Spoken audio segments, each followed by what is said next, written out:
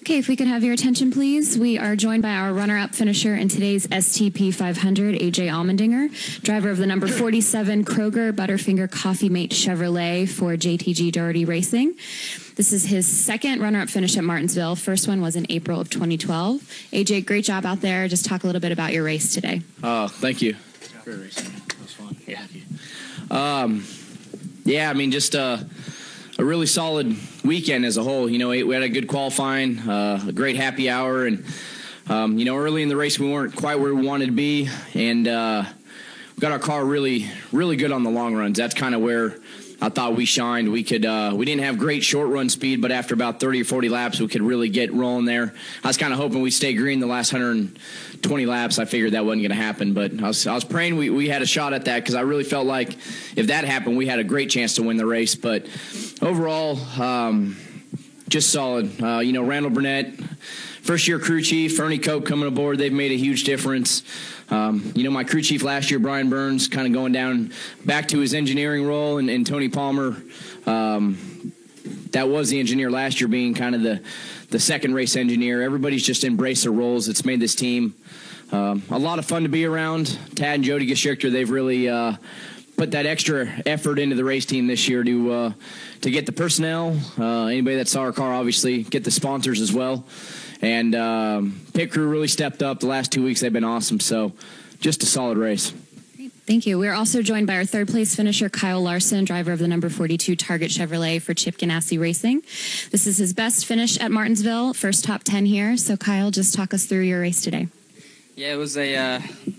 Is it on? It was a solid weekend for myself. Also, I was able to do double duty this week, and I definitely think that helped me get my rhythm early in the weekend and just better myself each time I was on the track. So, and our car was way better than it has been here in the past, and I felt like I learned a lot throughout that race. I was able to run behind great drivers here, AJ, Jimmy, Kevin, Kurt Kozlowski. There's a lot of people that I could learn off of, and this is in the past has been my worst racetrack on the schedule. So to get a top 3 finish here feels great. Feels like a win, to be honest, and hopefully this is a good momentum shift that we need. We've been struggling all year long so far, and been working hard, but hasn't paid off. So it's nice to, like I said, be on the podium here and go on to Texas, a track where I've ran good in the past at, and hopefully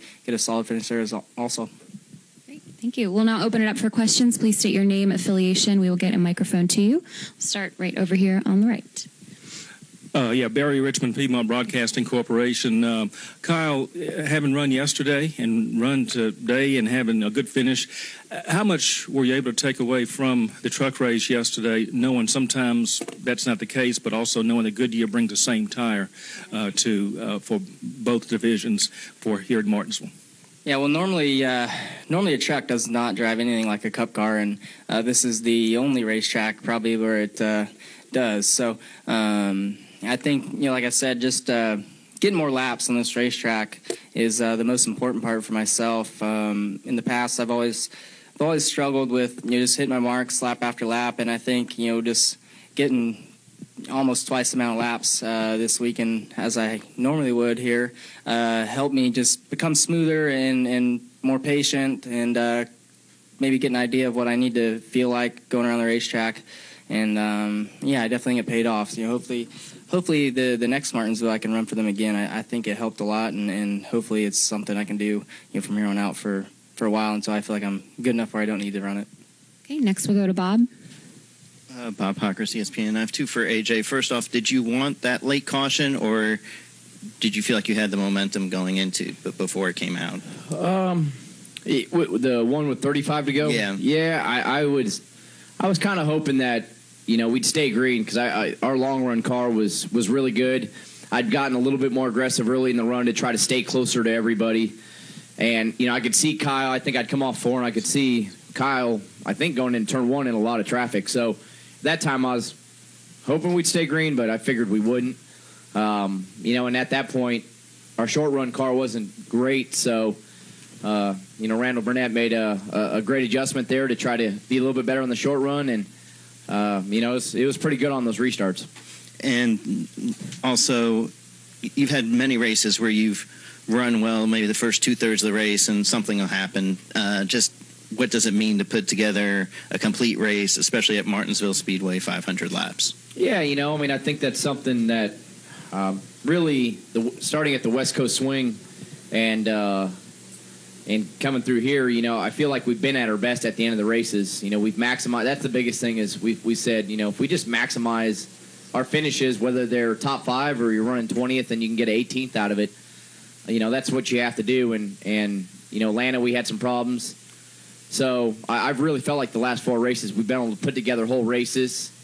Fontana and here we had really fast race cars. So, we're getting there. There's ups and downs. It's a long season. So, the biggest thing, especially with a team like ours, is when you have a good race car, you got to capitalize on it. And, fortunately today we were able to do that. Okay, go to Nick next.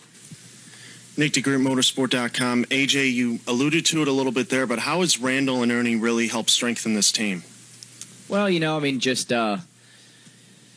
Brian Burns and Tony Palmer, my crew chief and race engineer last year, they were just at a bit of a disadvantage. We didn't have the personnel to have the cars where we needed them when they left the race shop, exactly where they needed to be, getting put into the hauler and getting brought to the racetrack. So, Ernie's really good. He's had a relationship with RCR, working there, and then obviously when he worked with Kevin Harvick and they had the truck and Busch teams at the time.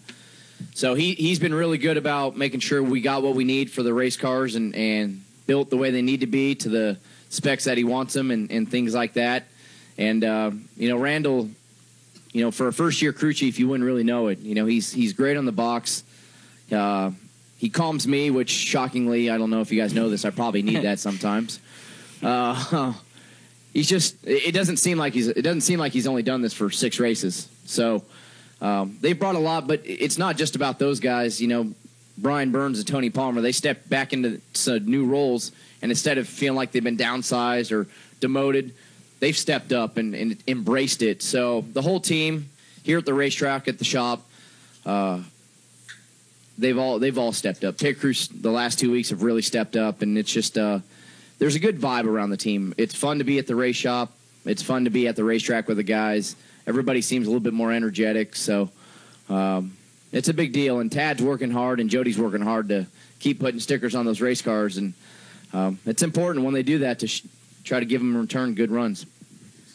Okay, we'll now go to the press box for a question.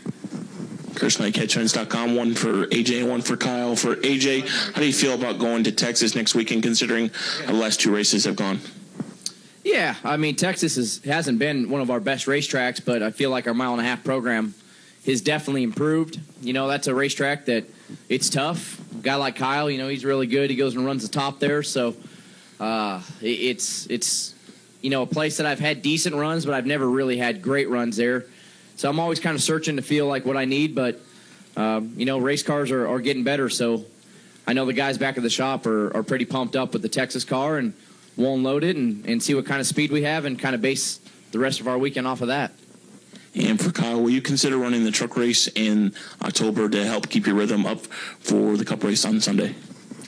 Yeah, I think with the success we had this weekend here, it's for sure. At least we'll try and work it out to do it again. I had their GMS's Xfinity team working on the trucks, so I don't think Xfinity runs again that weekend later in the year. So hopefully we can do it again. I had a lot of fun racing with them. That's a great group of people over there, and like I said a lot, I feel like it's helped me quite a bit. So I'll definitely be trying to talk whoever I need to talk into. Let me run it. Any additional questions for Kyle and AJ? Oh, okay. Oh my gosh. To Pam.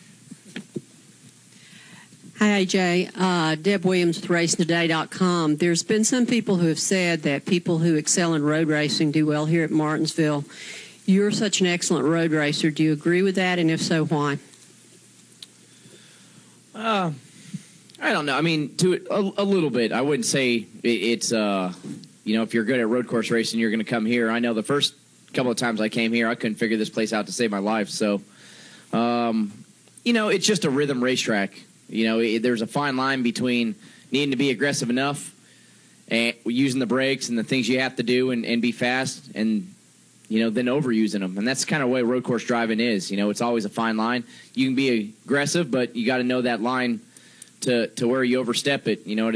I would say a place like Richmond, that's more way finesse and things like that. So there's a little bit to it, but it just helps when good race cars are brought to the racetrack. I mean, that makes a big difference. And when we're making the right adjustments on them and things like that, that's I would say that's a bigger difference. But, the thing is, in the Sprint Cup Series, everybody's good. It seems like no matter where you go, even at road course races now. So, Kyle had never seen a road course and about one right away at Sonoma. So, everybody's just – it's the best in the world when it comes to driving race cars, especially these types of race cars. So it's just it's tough no matter where you go.